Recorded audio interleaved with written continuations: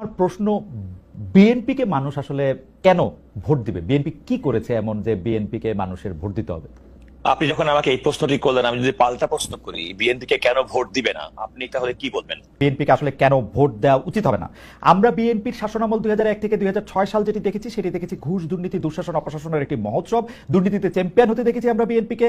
10টা কষ্টের প্রবেশ দেখেছি, বিরোধী দলের নেতার সমাবেশে গ্রেনেড হামলা দেখেছি, তত্ত্বাবধায়ক সরকার ব্যবস্থা ধ্বংস করে একজন মাত্র বিচারককে প্রধান বিচারপতি এবং তত্ত্বাবধায়ক সরকার ব্যবস্থা প্রধান রাখার জন্য সংবিধান পরিবর্তন করতে দেখেছি।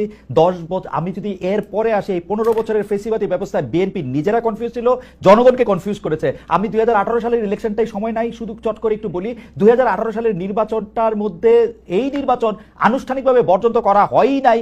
সেই নির্বাচনে কারচুপি সম্পূর্ণভাবে নিশ্চিত হওয়ার পর বিএনপি তার সংসদ সদস্য 6 জন বা 5 জনকে শপথ নিতে পাঠিয়েছে এবং মহিলা সদস্য আসলে কোটাটাও নিয়েছে। তারেক সাহেবের কথা যদি বলি, আমরা দেখেছি তারেক সাহেব এই সময়ের মধ্যে সবচেয়ে ভালো ভালো কথাগুলি বলতেছেন, সে কথা সত্য, কিন্তু তার কথা যে কেউ শুনতেছেন না, সেটি হচ্ছে যে তারেক সাহেবের দলের লোকেরাই তার কথা শুনতেছে না। সেজন্য চাঁদাবাজির থেকে শুরু করে বিভিন্ন সন্ত্রাস, থানাগারাও এগুলি কিন্তু চলতেছে এবং তারেক সাহেবকে বারবার বলতে হচ্ছে এই নির্বাচন খুব কঠিন হবে এবং এই তৃণমূল কিন্তু আসলে বিএনপির কেন্দ্রীভূত না।